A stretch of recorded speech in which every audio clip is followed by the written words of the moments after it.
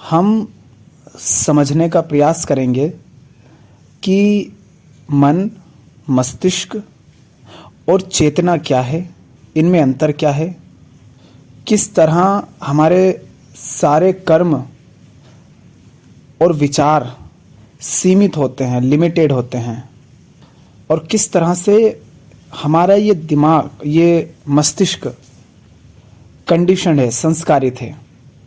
तो कृष्णमूर्ति ने इस पर कुछ बोला है, उसी को थोड़ा सा और सरल करने की कोशिश करेंगे। तो इसको एक उदाहरण से समझते हैं। इसको ऐसे ही मानना नहीं है, हो सकता है कि मैं समझाऊं उसमें कुछ गलती हो जाए, जो कह रहा हूं वो 100% सही हो, ऐसा बिल्कुल नहीं है। जितना और जैसा मैं समझता हूं उसी की बात करेंगे, तो आप आगे बढ़ सकते हैं। अभी संभवतः आपके हाथ में मोबाइल होगा, लेकिन अभी ये जो मोबाइल आपके हाथ में है, क्या जब पहली बार ये मोबाइल नाम की कोई चीज़ अस्तित्व में आई थी तब ये ऐसी ही थी या कुछ और? ऐसी नहीं थी, ये आज ऐसी है, अभी ऐसी है। तो जब आप इस मोबाइल को खरीद कर लाते हैं तब ये पूरी तरह तैयार नहीं होता है कि आप इसको उपयोग में लाएं। आप अपनी ज़रूरत की चीज़ें इसमें बाद में फीड करते हैं, डालते हैं। जैसे आपको गाने सुनने हैं तो आप ऑनलाइन भी सर्च कर सकते हैं या फिर बाहर से भी डालते हैं, एक चिप डालते हैं, फिर उसमें डालते हैं गाने। आप अपने कॉन्टेक्ट नंबर डालते हैं, अपना अकाउंट बनाते हैं, कई सारी चीज़ें आप उसमें डालते हैं। फिर जब आपको उनकी ज़रूरत होती है आप उसमें सर्च करते हैं और उनको निकाल लेते हैं। तो इसमें से आप वही निकाल सकते हैं ना जो इसको पहले फीड कराया गया है, जो इसमें डाला गया है। इसमें से आप वो नहीं निकाल सकते जो इसमें है ही नहीं। आप अगर गूगल की भी बात करें तो गूगल के सर्वर पर जो कुछ भी डाला गया है आप उसी में से कुछ सर्च कर सकते हैं, उसके बाहर कुछ नहीं। लेकिन जब आप इस मोबाइल को देखो, कुछ तो अभी आपने डाले, लेकिन जब आप इसे खरीद कर लाए थे तब भी इसमें बहुत कुछ ऐसा था जो पहले से तैयार था। जैसे इसमें सॉफ्टवेयर होंगे, ये समय दिखा रहा होगा, और भी कई सारी चीज़ें। लेकिन यहीं से अगर आप इसे 10-20 दशक, 2-4 दशक पीछे जाएं, 40-50 साल पीछे, क्या तब के मोबाइल में भी वो सब तैयार आता था जो आज इस मोबाइल में पहले से ही तैयार आपको मिलता है? तब नहीं आता था।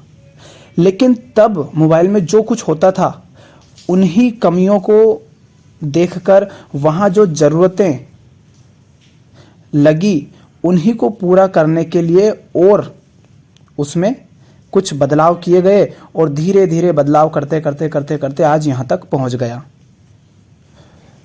उसी तरह आज इस मोबाइल से जो काम लिया जा सकता है, आज से 20-30 साल पहले वाले मोबाइल से उतना काम नहीं लिया जा सकता था। उसकी सीमाएं थी, आज जो है इसकी भी सीमाएं है, लेकिन जो पहले था उससे अधिक आज इसमें क्षमता है, लेकिन फिर भी लिमिटेड है। ये लिमिटेशंस क्यों आ रही है? क्योंकि इसको हमने कंडीशन किया है, हमने इसको संस्कारित किया है, हमने इसमें कुछ फीड कराया है कि ये इसे करना है और ऐसे ऐसे करना है। इसी तरह से हमारा ये जो मस्तिष्क है, जिसे ब्रेन हम अंग्रेजी में कहते हैं, ये इस मोबाइल की तरह ही है। ये मस्तिष्क भी अनेक तरह से संस्कारित किया जाता है। तो सबसे पहले तो मस्तिष्क क्या है? तो वैज्ञानिकों के अनुसार अगर देखें तो मस्तिष्क के 2 हिस्से हैं, एक लेफ्ट साइड और एक राइट साइड है। जो लेफ्ट साइड है उसके बारे में कहा जाता है कि जो हम डेली के एक्शंस लेते हैं, डेली के जो भी काम करते हैं, डेली यूज़ में जो आता है वो लेफ्ट साइड का आता है। और ये जो राइट साइड का है इसके बारे में कहा जाता है कि ये बहुत ही शक्तिशाली है और इसमें बहुत क्षमता है, बहुत संभावना है। तो मस्तिष्क को सीधे सीधे आप समझ सकते हैं कि ये जो हाड़ मांस का हमारा जो खोपड़ा है, ये जो खोपड़ी, यही मस्तिष्क है और इसी के अंदर क्रियाएं, विद्युतीय क्रियाएं चलती रहती हैं। इसी में अनेक तरह के केमिकल्स रिलीज होते रहते हैं। लेकिन ये सिर्फ हाड़ मांस का पुतला भर नहीं है। क्यों? जैसे हमने कहा कि मोबाइल आज हमारे जो हाथ में है, ये सीधा ऐसा का ऐसा ही पहली बार में नहीं आया है। ये बहुत पीछे से धीरे धीरे धीरे धीरे विकसित होता हुआ अनेक तरह की कमजोरियों को मात देता हुआ यहाँ तक पहुँचा है। इसी तरह से ये जो मस्तिष्क है, ये आज जैसा है, ये सदा से ऐसा नहीं था। आज से हजारों सालों पहले ये अलग था, इसकी क्षमताएं अलग थीं, और उससे भी पहले ये और अलग था। जब इंसान जंगल में रहता था, जानवर की तरह था, तब उसका मस्तिष्क और ज़्यादा अलग था। कुछ इसी तरह से इसका इवोल्यूशन हुआ है। तो बहुत सारे संस्कार इसमें पहले से ही होते हैं। जब एक बच्चा जन्मता है तो उसका मस्तिष्क पहले से ही संस्कारित होता है। हजारों लाखों वर्षों से जो संस्कार इस मस्तिष्क में जमा होते गए हैं, वो सब आज के इस मस्तिष्क में उपस्थित हैं। जैसे जो काम पुराना मोबाइल कर पाता था, वे सारे काम आज का मोबाइल भी कर पा रहा है, लेकिन उससे कुछ ज़्यादा भी आज कर पा रहा है। जैसे एक बच्चा पैदा होता है तो क्या उसको रोना हमने सिखाया? नहीं, लेकिन वो रोता है। उसको हंसना हमने सिखाया? नहीं, लेकिन वो हंसता है। क्या उसको हमने बताया कि जब माँ तुझसे दूर हो तो तुझे रोना है? वो खुद रोता है। भले ही उसका पेट भरा होता है, फिर भी वो रोता है। वो कभी कोई वस्तु पकड़ लेता है, छोड़ता नहीं है। उसको दूध पीना हमने सिखाया नहीं, लेकिन वो पीता है। ये क्या है? ये चूंकि बच्चा कुछ समय पहले तक माँ का ही एक हिस्सा था, माँ का ही एक अंग था, और वो संस्कारित था। और जो सारे संस्कार माँ में हैं, वो सारे संस्कार लेकर के ही ये शरीर भी पैदा हुआ है। और इसी में मस्तिष्क भी शामिल है, और संस्कार होते हैं मस्तिष्क में।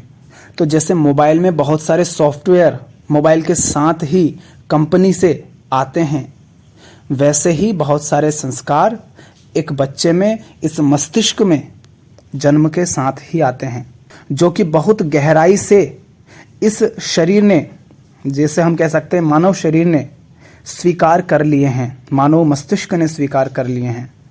और जैसे संस्कार थे, मस्तिष्क की संरचना भी उसी के अकॉर्डिंग है। क्योंकि एक समय जब मस्तिष्क ऐसा नहीं था, तब जो स्थिति थी उसमें जैसे अनुभव होते थे, जैसे एक्सपीरियंसेस होते थे, जो धारणाएं पाल रखी थी, जो मान्यताएं बना रखी थी छोटी मोटी, जिस तरह से वो जीव संसार को देख रहा था, उसी के अकॉर्डिंग तो वो संस्कारित होता जाता था। और जैसे जैसे नए अनुभव आते जाते थे, नई जानकारियाँ मिलती जाती थी, उनके अनुसार इनकी समझ और इनके संस्कार बढ़ते गए।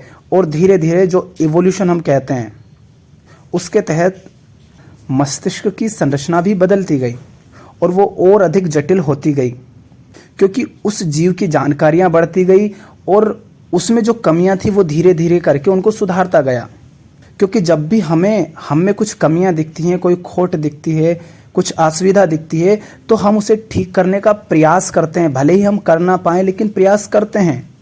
जैसे कहा जाता है कि जिराफ या ऊंट जहाँ रहते थे वहाँ पेड़ ऊंचे रहते थे, तो इनको जमीन पर खाने को कुछ नहीं मिलता था, तो ये ऊपर से पत्तियाँ तोड़ने के लिए गर्दन को तनाव आता था, क्योंकि गर्दन तनाएगी। तो धीरे धीरे हजारों सालों में उनकी गर्दनें लंबी हो गई। और भी अलग प्रक्रिया रही होगी, लेकिन कुछ इसी तरह से जब हम अपनी असुविधाओं को, अपनी कमियों को दूर करने का प्रयास करते हैं, तो उसी के अनुसार हमारे मस्तिष्क की संरचना भी बदलती जाती है। तो ये जो हमारा मस्तिष्क है अभी, ये अतीत की जानकारियों का, ज्ञान का, अनुभव का, अतीत के सारे दुखों का, सुखों का, अतीत में जो डर थे, उन सब का ही आज परिणाम है। तो ये पहले से ही संस्कारित है। उसके बाद जब बच्चा जन्म लेता है तो बहुत सारे संस्कार परिवार द्वारा, समाज द्वारा, देश द्वारा, उसके वातावरण के द्वारा, उसकी शिक्षा के द्वारा उसको दिए जाते हैं। तो एक तो मस्तिष्क है, ये हाड़ मांस का पुतला, जो कि पहले से संस्कारित है एक हद तक। दूसरा, बचपन से लेकर आज तक ये जो आपका अनुभव है, जो ये नया शरीर धारण करने के बाद आपने अनुभव किए, वो सारे अनुभव, वो सारा ज्ञान, वो सारी धारणाएं, मान्यताएं आपकी, आपके विश्वास क्या हैं, आपके बिलीव्स, आपने सुख अनुभव किए वो सारे सुख, आपने दुख अनुभव किए वो सारे दुख, आपके डर, आपके लालच, आपकी महत्वाकांक्षा, ये सब कुछ जो है ये चेतना है, कॉन्शियसनेस। लेकिन शिक्षा आपने ली तो वो शिक्षा कहाँ जाएगी? इस मस्तिष्क को संस्कारित किया जाता है, मस्तिष्क में फीड की जाती है, डाली जाती है। तो ये जो जानकारी है, इन्फॉर्मेशन है, शिक्षा है, संस्कार है, स्मृति है, ये है चेतना, ये है कॉन्शियसनेस। और इस कॉन्शियसनेस के द्वारा ही ये मस्तिष्क संस्कारित है। ठीक, तो इस मस्तिष्क का प्रयोग करके आप कुछ भी करेंगे, कोई भी एक्शंस आप करेंगे, कोई भी विचार आप करेंगे, तो वो विचार सीमित ही होगा। कोई कर्म करेंगे तो वो कर्म सीमित ही होगा। और जहाँ सीमित होगा वहाँ द्वंद्व होंगे, वहाँ अलगाव होगा, वहाँ भेदभाव होंगे। क्यों? क्योंकि एक जो संस्कार हैं जो जन्मजात मिले हैं वो तो हर मनुष्य में होंगे, लेकिन ये जो बाहर से फीड किए गए हैं ये तो आपके वातावरण पर निर्भर करेंगे। आपको कौन सा खाना पसंद आता है वो आपके माहौल पर निर्भर करता है ना, आप कहाँ रहते हैं। इसको आसानी से देखो कि आप अगर एक मुसलमान, एक इस्लाम परिवार में रहते हैं तो वहाँ मांस आपके लिए एक साधारण चीज़ होगी, और एक हिंदू परिवार में रहते हैं या बौद्ध परिवार में रहते हैं तो वहाँ पर मांस आपके लिए हिंसा से संबंधित होगी। तो आपको क्या खाना पसंद है वो आपकी व्यक्तिगत चीज़ हो जाती है फिर, क्योंकि वो आपके माहौल, आपके परिवेश पर निर्भर करती है, आप किस परिवार में हैं उस पर निर्भर करती है। आप कैसे कपड़े पहनेंगे ये आपके समाज, आपके वातावरण, आपकी संस्कृति पर निर्भर करती है। आप क्या भाषा बोलेंगे ये आपकी अपनी होगी, कुछ लोगों के समूह की होगी। आप किन बातों में विश्वास करेंगे ये उसी पर निर्भर करेगा कि आप कहाँ जन्मे हैं, किन के साथ रहते हैं। और ऐसी ही अनेक बातें, ये सब मिलकर के ही आपके मैं का निर्माण करती हैं, जिसे हम चेतना कहते हैं। ये जो चेतना है यही वो मैं है जो कहता है कि मैं ऐसा, मैं वैसा, मैं ये, मैं वो। आप कहते हो मुझे ये खाना पसंद है, अब आप बताओ सचमुच ये कह कौन रहा है? ये वही सारी आपकी जानकारियां, वही आपका संस्कारित मन कह रहा है ना, जो इस परिवेश के द्वारा संस्कारित हुआ है। आपको जो खाना पसंद है वो इसलिए नहीं पसंद है कि सचमुच आप एक ऐसी सत्ता है जो चुन रही है कि ये मुझे पसंद है। आपको ये चीज़ पसंद करने के लिए संस्कारित किया गया है, क्योंकि आप ऐसी जगह पर रहे हैं, ऐसे लोगों के बीच रहे हैं। तो एक हमारा हुआ मस्तिष्क, ये जो हाड़ मांस का है, जो अतीत का, पास्ट का रिजल्ट है, अतीत का परिणाम है। आज ये जो है जैसा है अतीत का परिणाम है।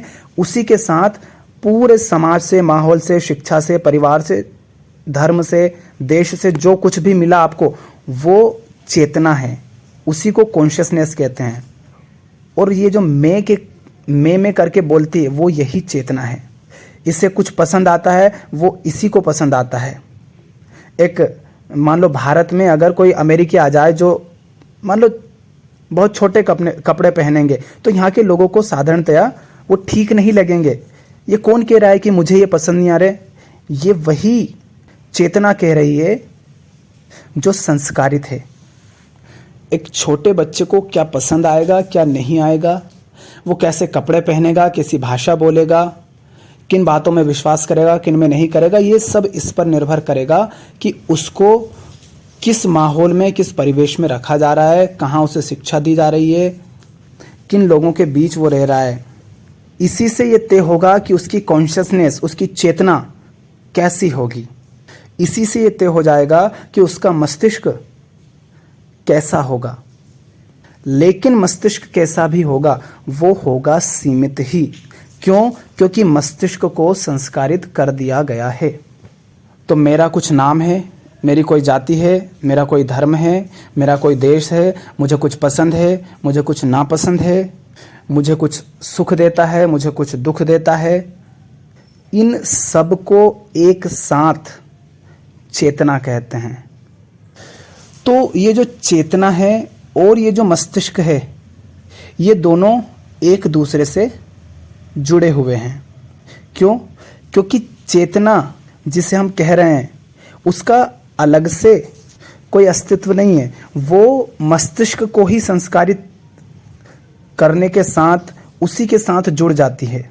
मस्तिष्क उसको ग्रहण कर लेता है। जैसे एक कोलू का बेल हो, एक साधारण बेल हो, उसको कोलू में चलाया जाए तो उस कोलू में चलने के लिए, वहीं पर आसपास घूमने, गोल गोल घूमते रहने के लिए संस्कारित हो जाता है। अब इस बेल के पास विकल्प है कि ये उस गोल गोल चक्कर के आगे पीछे, गोल गोल घूमने के अलावा भी चल सकता है, लेकिन वो सिर्फ गोल गोल घूमता रहता है। क्यों? क्योंकि वो वैसा करने के लिए संस्कारित है। पर इसका अर्थ ये भी नहीं है कि अगर वो संस्कारित नहीं होता तो वो गोल गोल नहीं घूम सकता था। अगर बेल संस्कारित नहीं होता तब भी उसमें क्षमता थी कि वो गोल गोल घूम सकता था, लेकिन तब वो मुक्त था, तब वो सीमित नहीं था। क्यों? क्योंकि वो गोल गोल घूमने के अलावा कुछ और तरीके से भी घूम सकता था, कहीं और जाकर भी घूम सकता था। पर अभी वो संस्कारित है तो सिर्फ वहीं पर गोल गोल घूमेगा। इसी तरह से इस चेतना के द्वारा, संस्कारों के द्वारा, मान्यताओं, विश्वासों के द्वारा, शिक्षा के द्वारा, परंपराओं के द्वारा, जानकारियों के द्वारा ये मन संस्कारित होता है। तो जो कॉन्शियसनेस है, जो चेतना है, वो और मस्तिष्क दोनों अलग अलग नहीं है। और जब मस्तिष्क संस्कारित होता है तो संस्कारित मन, मस्तिष्क होने के कारण ही एक भाव पैदा होता है, मैं भाव, जिसे हम मैं भाव कहते हैं। उसी को ही मन कहते हैं। मन उससे अलग नहीं है, क्योंकि हमने बहुत सारे नाम दे दिए कि मन अलग चीज़ है, ये अलग चीज़ है, इसलिए हम उसमें भ्रम पैदा कर लेते हैं। पर मन, चेतना और मस्तिष्क तीनों अलग हैं ही नहीं। ऐसे ही देखो ना कि अगर मोबाइल ही नहीं होता तो उसमें सॉफ्टवेयर भी नहीं होता, उसमें आप कुछ फीड भी नहीं कर सकते थे। इसी तरह से मस्तिष्क नहीं होता तो संस्कारित भी नहीं होता वो, और संस्कारित नहीं होता तो ये मैंपन का भाव भी पैदा नहीं होता। तो मस्तिष्क है, उसी को हम संस्कारित कर देते हैं और वो हजारों लाखों वर्षों से संस्कारित होता ही आया है। कुछ नए संस्कार उसको समाज में रहने के कारण मिल जाते हैं, जहाँ पर वो रहता है तो वो उसके व्यक्तिगत संस्कार हो जाते हैं, उसकी व्यक्तिगत शिक्षा हो जाती है, व्यक्तिगत जानकारियाँ हो जाती है। वो व्यक्तिगत हो जाने के कारण एक मैंपन का भाव पैदा हो जाता है। वही मैंपन का भाव मन के रूप में चलता फिरता रहता है। जब आप कहते हैं मेरा मन, वो मेरा मन मत कहो, उसको कहो मैं ही मन हूँ। ये मैं जो है यही मन है। ये मैं और मन अलग नहीं है, क्योंकि जो कह रहा है मैं, वास्तव में वो क्या है? संस्कारित मस्तिष्क ही है जो कह रहा है मैं। तो अब इस सारी चर्चा का अर्थ क्या है? ये सारी चर्चा करने का फायदा क्या है? या कहो कि हमने इसकी चर्चा क्यों करी? हम ये बात इसलिए कर रहे हैं क्योंकि अगर हमारा मस्तिष्क इन सब से संस्कारित है, जब तक मस्तिष्क संस्कारित है तब तक वो लोभी भी रहेगा, क्योंकि लोभ के द्वारा भी वो संस्कारित है। तब तक वो डरा हुआ भी रहेगा, क्योंकि वो अतीत में जंगल में रहता था, वहाँ पर बहुत डरा था। आज तक भी वो इसीलिए डरता रहता है कि कहीं भूखा ना मर जाऊं, क्योंकि पहले भूखा मरता था। कहीं कोई जानवर ना आ जाए तो उससे डरता है। पहले आगे क्या होगा इस बात से चिंता रहती थी, आज भी परेशान रहता है। तो अगर मस्तिष्क संस्कारित है तो आप डरे हुए रहेंगे, और जो मस्तिष्क संस्कारित है वो अशांत रहेगा, परेशान रहेगा। जो मस्तिष्क संस्कारित है वो प्रेम कभी नहीं कर सकता, कभी नहीं जान सकता।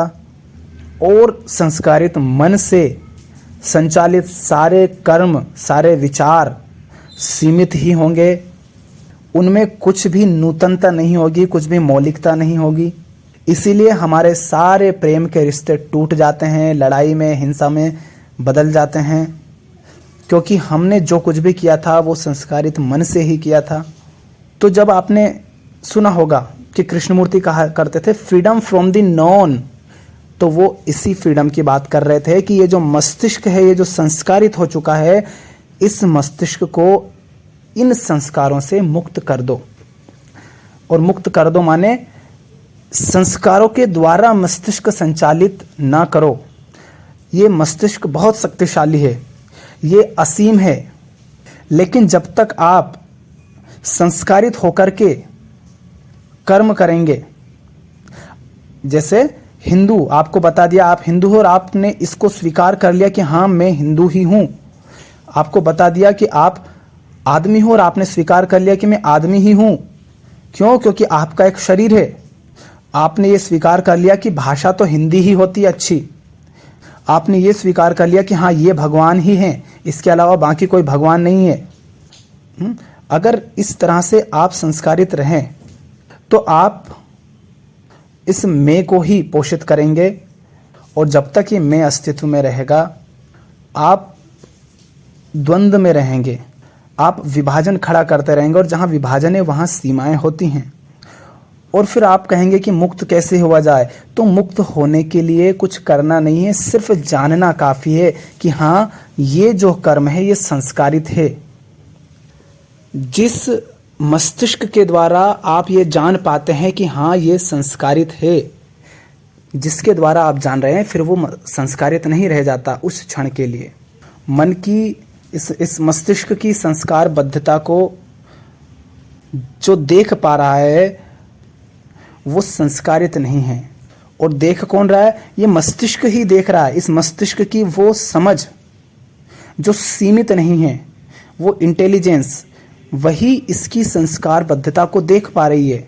और जब वो देख पा रही है तब वो संस्कारित नहीं है।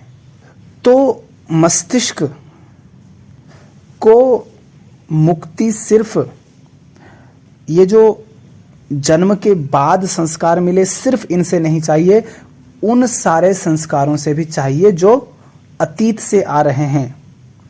तो जो जन्मजात संस्कार हैं और जो जन्म के बाद के संस्कार हैं, उन सब से जब मस्तिष्क मुक्त हो जाता है तब मस्तिष्क मौन में उतर जाता है, मस्तिष्क उस विराट के साथ एक हो जाता है। फिर ये जो मैं नाम की सत्ता है जो कि मन ही है, ये जो मैं भाव है जिससे कि अहम भी कहते हैं, फिर इसकी सत्ता नहीं रह जाती। फिर ये विलीन हो जाता है, ये शून्य हो जाता है। या तो इसे कहो कि ये शून्य हो जाता है, या इसे कहो कि ये शुद्ध हो जाता है। तो वास्तव में मस्तिष्क, मन और चेतना ये तीनों अलग अलग हैं ही नहीं। क्योंकि चेतना क्या है? वही सारा अनुभव, एक्सपीरियंसेस, जानकारियाँ, मान्यताएं, विश्वास, सुख दुख, पसंद नापसंद, यही चेतना है। और ये मस्तिष्क से ही जुड़ी रहती है क्योंकि उसे ही संस्कारित किया जाता है, और उसे संस्कारित करने के कारण एक भाव पैदा होता है जिसे हम मैंपन का भाव कहते हैं, अहम भाव कहते हैं, वही मन होता है। तो ये तीनों एक साथ ही होते हैं। लेकिन जब ये मस्तिष्क इस संस्कार से, जानकारियों से, धारणाओं से, मान्यताओं से, विश्वासों से, सुख दुख की जो चेतना है, पसंद नापसंद की जो चेतना है, इन सब से जब मुक्त हो जाता है तो चेतना जिसे हम कह रहे हैं जो कि सीमित है वो भी नहीं रहती, मैं भाव भी नहीं बचता, और एक मस्तिष्क बचता है जो कि पूरी तरह से शुद्ध और मुक्त है। और वो कैसा होता है उसकी कल्पना नहीं कर सकते। क्यों? क्योंकि जिसके द्वारा आप कल्पना करने का प्रयास करेंगे वो मस्तिष्क पहले से ही अभी संस्कारित है, तो वो जो भी कल्पना करेगा वो सब सीमित होंगी। तो मस्तिष्क की वो अवस्था, वो आयाम जो कि ज्ञात से, नॉन से पूरी तरह मुक्त है, वो सिर्फ हुआ जा सकता है, उसकी कल्पना नहीं की जा सकती। उसमें मौलिकता होगी, उसमें उसी से आप सारे अलगाव से मुक्त हो जाते हैं। तो इसको समझें, थोड़ा समय दें खुद को, और देखें कि किस तरह से ये मस्तिष्क आपका संस्कारित है, किस तरह से आपके सारे कर्म, सारे विचार सीमित हैं, किस तरह वो आपके माहौल पर निर्भर करते हैं, किस तरह वो आपके शिक्षा के द्वारा संस्कारित हैं, किस तरह से वो आपको समस्त से अलग करते हैं। इस पर थोड़ा चिंतन करें, इसको समझने का प्रयास करें, क्योंकि इसे आप खुद ही समझ सकते हैं। तो इसको थोड़ा समय दें।